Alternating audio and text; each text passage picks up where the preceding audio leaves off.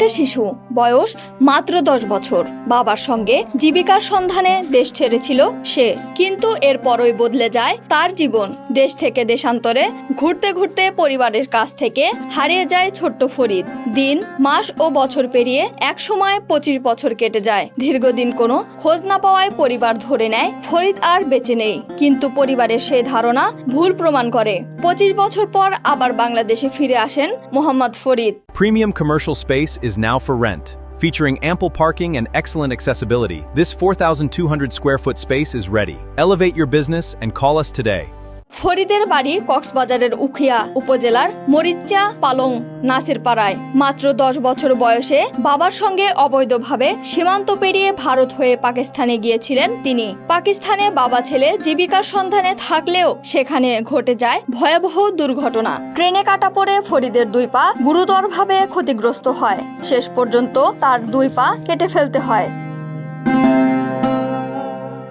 এরপরও থামেনি ফরিদের দুর্ভোগ। উন্নত জীবন ও চাকরির আশা দেখিয়ে মানব পাচারকারী একটি চক্র তাকে তুরস্কে নিয়ে যায়। সেখানে দীর্ঘদিন অনিয়মিত অভিবাসী হিসেবে জীবন কাটান তিনি। জীবিকা চালাতে সমুদ্র তীরে পানি বিক্রি করতেন ফরিদ। এভাবেই কেটে যায় আরো অনেক বছর।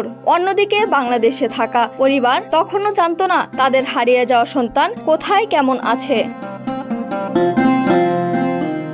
সম্প্রতি তুরস্কের আইন শৃঙ্খলা রক্ষাকারী বাহিনীর হাতে আটক হন ফরিদ। পরে তাকে বাংলাদেশে ফেরত পাঠানোর সিদ্ধান্ত হয়। 18 আগস্ট ভোর 5:15টার দিকে একটি ফ্লাইটে ঢাকার হযরত শাহজালাল আন্তর্জাতিক বিমানবন্দরে পৌঁছান তিনি। কিন্তু এখানেও তৈরি হয় নতুন এক সমস্যা। শৈশব থেকেই বিদেশে থাকার কারণে ফরিদ ঠিক মতো নিজের পরিচয় দিতে পারছিলেন না। তার মনে ছিল শুধু নিজের নাম, মা বাবার নাম এবং বাড়ির ঠিকানা উখিয়া, কক্সবাজার।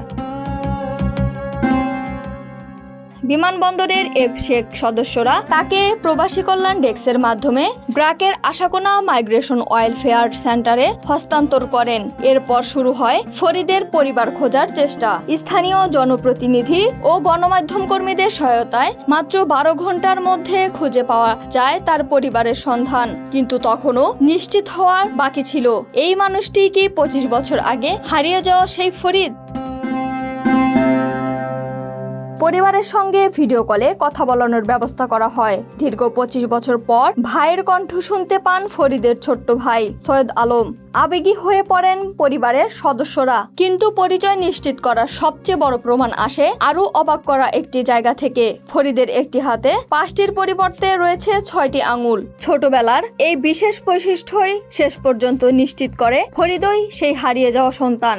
এরপর ঢাকার ব্র্যাক মাইগ্রেশন ওয়েলফেয়ার সেন্টার থেকে ফরিদকে তার ছোট ভাই সৈয়দ আলমের কাছে হস্তান্তর করা হয়। হুইল চেয়ারে করে ভাইকে নিয়ে কক্সবাজারের উদ্দেশ্যে রওনা হন সৈয়দ আলম। শেষ পর্যন্ত 25 বছর পর নিজের মায়ের কাছে ফিরে যান ফরিদ। যে মা এতগুলো বছর ছেলেকে মৃত ভেবে কাটিয়েছেন, সেই মায়ের কাছে আবার জীবিত ফিরে এলেন তিনি।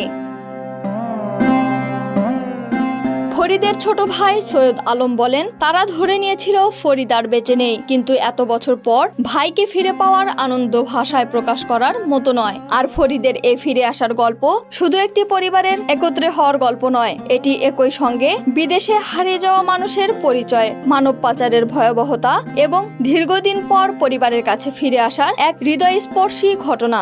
জীবন অবাক না করলে কে করবে? 28% মিল্ক ফ্যাটের অবাক করার সাথে ফ্রেশ মিল্ক পাউডার। জীবন অবাক করুক প্রতিদিন। ব্র্যাক মাইগ্রেশন প্রোগ্রাম জানিয়েছে, গত 8 বছরে বিমানবন্দরে 21,000-এর বেশি প্রবাসীকে সহায়তা দেওয়া হয়েছে। এর মধ্যে ফরিদের মতো 164 জনকে তাদের পরিবারের কাছে নিরাপদে পৌঁছে দেওয়া সম্ভব হয়েছে। তবে ফরিদের গল্পের সবচেয়ে আবেগঘন দিক হয়তো একটাই, 25 বছর আগে যে পরিবার একজন শিশুকে হারিয়েছিল, 25 বছর পর সেই পরিবারই ফিরে পেল তার সন্তানকে। কখনো কখনো বাস্তব জীবনের গল্প সিনেমার গল্পকে হার মানায়। ইসরাত জাহান ইমু, ঢাকা এক্সপ্রেস।